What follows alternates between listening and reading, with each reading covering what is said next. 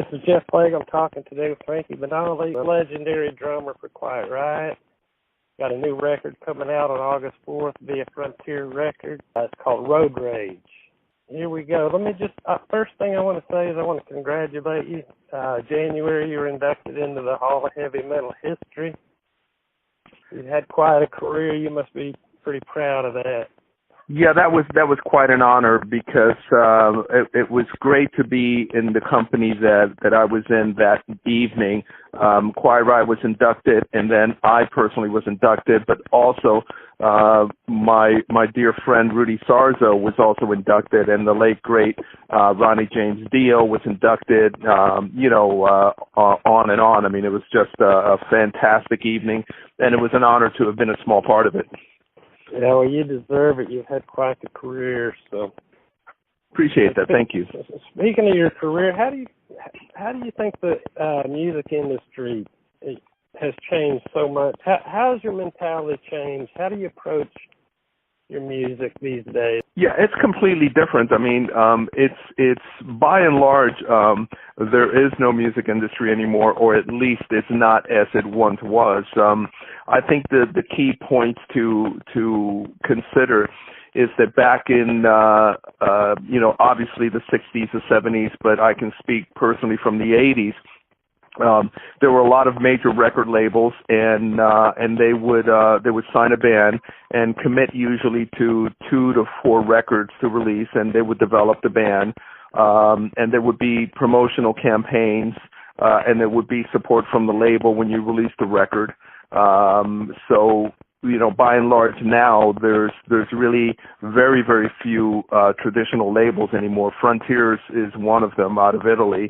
But by and large, there's some small independents. The big labels are still around, but they concentrate really more on their catalog. And if they do develop a new artist, they'll develop a new artist for one song, not necessarily even one record or anything beyond that. Radio has also changed because there used to be all these independent radio stations, and now, by and large, most of them are owned by a handful of conglomerates who dictate what can be played. So in the old days, you could go to a radio station to do an interview. You could bring your new record, and they would play it. Now they have to get permission, and usually permission is not granted to play new music if it doesn't fit the format that the owners of all these stations do. So that is different. And of course, with the internet, while on the one hand you can reach a lot more people than you used to be able to reach people traditionally through magazines, it's a double-edged sword because it also allows people with file sharing to steal a lot of the music that traditionally you would have to go to a record store or order and purchase. So it's a different game now. That kind of brings me to a point of an established band, a groundbreaking band like you guys were back in 83, 84. Is there an incentive to still record? What's the incentive to do that? Well, I decided I was on the fence for a long time, and I'd go back and forth between whether I should or shouldn't. But once I went into a deal negotiations and signed a contract with Frontiers and saw that they were behind the band and were interested in doing a new record, that was the first step. Ultimately, for me personally and for Quiet Riot, Quiet Riot has always continued to record new music, and we've always continued to evolve and change. And so it's important for me to have the band continue to record music, not as often as we used to in the past. In the past it used to be every year or every other year you would release a new record. The last official record we released was in 2006, so 11 years ago. But it's worth doing because what it does is it keeps the creativity alive and well in the band by writing new material, regardless of how well it does or doesn't do. Yeah, I understand that. So it keeps your stuff fresh, but you're still, when you play shows, you play mostly old material and all of your. I mean, you're going to play everything, but you're going to slip in some new stuff here and there, right? Well, yeah, we've already added the song "Freak Flag" from the Road Rage record into the live set.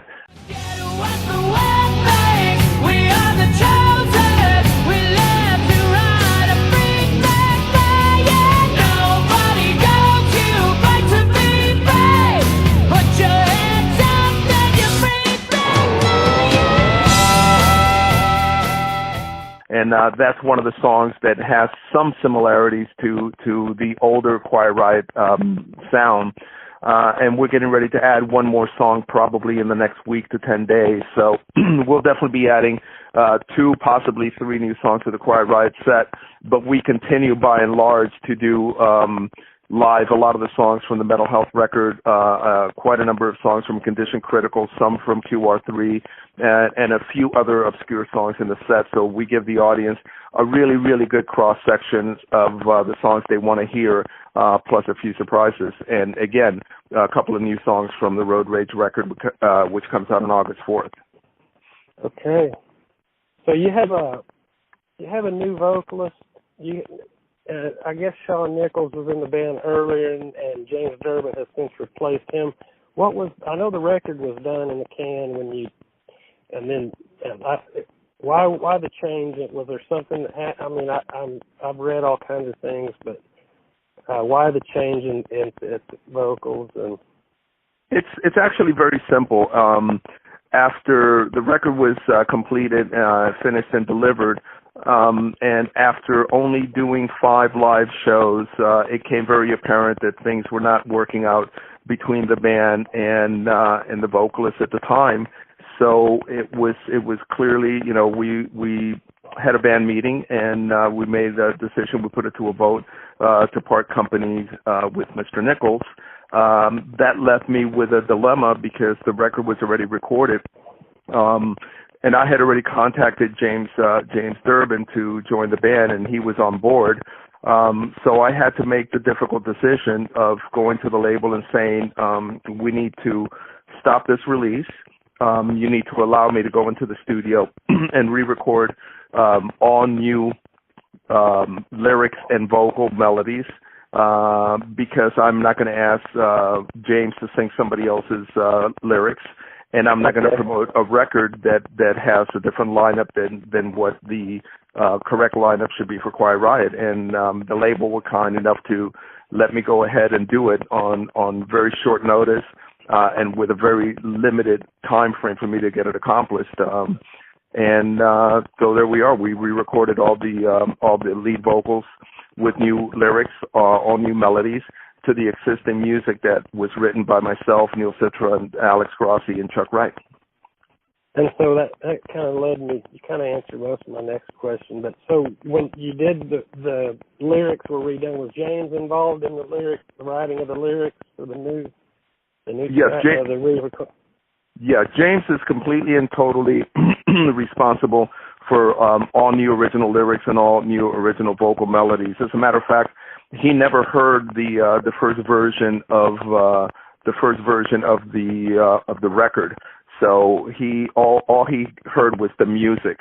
So for him, it was a very blank canvas for him to do all his lyrics and melodies to the existing original music that we had written. Oh, that's interesting. I did not know that. So you bring this young guy in the band. You be honest with me, I'll be honest with you. I watched him on American Idol, and I really dug him. You had to have seen him before on Idol, didn't you?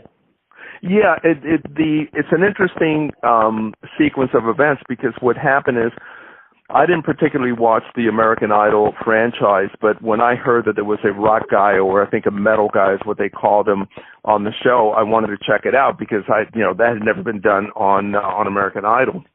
And so I saw him performing with Judas Priest and Zakk Wylde, and I thought, wow, this guy is really, really talented, and I think he could do well in music. And then out of sight, out of mind, a number of years goes by. And after I signed the deal with Frontiers, I needed a singer to come on board to do the record and also become part of the band and tour live. So a year ago, I had asked James Durbin if he would like to join Quiet Riot, which he was very, very interested. But unfortunately, he had just signed a contract to do a residency in Vegas, and it was open-ended, and I simply didn't have time to wait because I had certain deadlines to meet. So I went to my second choice, and that individual had decided to not tour anymore, which caused me a problem because he wanted to do the record, but he said he wouldn't be able to tour, so that knocked him out, and that left me with the third choice. When that didn't work out, it coincided with the same time that James was available, and I reached out to James through Alex Grassi, who was already working on a side project with James called Hollywood Scars, and it began from there. Oh, that's cool. So everybody, you heard that Frankie and I both watched American Idol, so it's not just me. That's right. That's right. And you know what? To me, there's no stigma about somebody being on American Idol. To me, it was a music-oriented show, and there's not enough of those on TV. So while I was not a person that watched it every week or religiously by any stretch of the imagination, I was very supportive of the concept and the idea of it. Yeah, and I loved him there too. So the album's called Road Rage. Is there any specific story behind that title? To me, Road Rage is really it's not the negative connotation of somebody going down the road and trying to run people off the road. It's really about being out on the road. Excuse me, being out on the road and having a party, having a rage. So that's really what it's about. And I thought it was okay. You have to call the record something. Why not Road Rage? Yeah, because some people are going to say, hey, they're promoting Road Rage and all that, so I'm going to get that out of the way. Well, everybody knows that Quiet Riot is all about partying, definitely not about negativity or violence. Yeah, for sure. So your third choice, Mr. Nichols, released a single, Road Rage, ahead of your album release. Was that something that you knew of ahead of time, or is it something that I will not comment on fraudulent things that are done. So there's nothing for me to comment. I let my legal counsel deal with those things. Yeah, that was kind of a sketchy deal. But okay, so I see you've got some tour dates already lined up out through February, it looked like.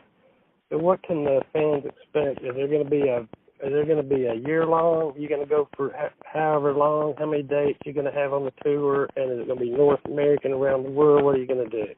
Well, Quiet Riot has always traditionally been a touring band, so we're more than happy to continue to bring the music out to the fans, because at the end of the day, without the fans, there are no bands. That is a fact. And none of us have tired of being out on the road and playing music. It's more difficult to travel now than it's been in the past, but it's still worth it because you have to take the music to where the people are. And Quiet Riot has always done that, and Quiet Riot will continue to do that. Well, I hope you come to Oklahoma City, because I'll be there. Well, I hope so too. I think we've played a couple of. I think we've already played a couple of Oklahoma dates. I know we have one in Newkirk, Oklahoma coming up. But if you check quietriot.band, that's the official website. You can go there and click onto the tour dates and see all the Quiet Riot tour dates. I'll do it for sure, and we'll promote it on the site. So, okay, Frankie, I'll let you go. I know you're on a tight schedule and you're a busy man. So I appreciate from your whole career. I've been a big Quiet Riot fan my whole life. I graduated high school in '83, so perfect. My '83 and '84 probably weren't as crazy as yours, but yeah, anyway, mine too. I grew up with you guys, so keep doing what you're doing, and we need more of you guys out there. Well, know that I appreciate your time and support, and I'm wishing you and your family a wonderful trip and vacation out to California. Okay, and maybe I'll see you at a show or something if you come through, and I'll yell at you. Yeah, if you find out that we're coming through, get in touch with me, and I'll be happy to put you on the guest list, okay? Okay, well, I appreciate your time, and keep on rocking. Great to speak with you, Jeff. You too. Bye-bye. All right.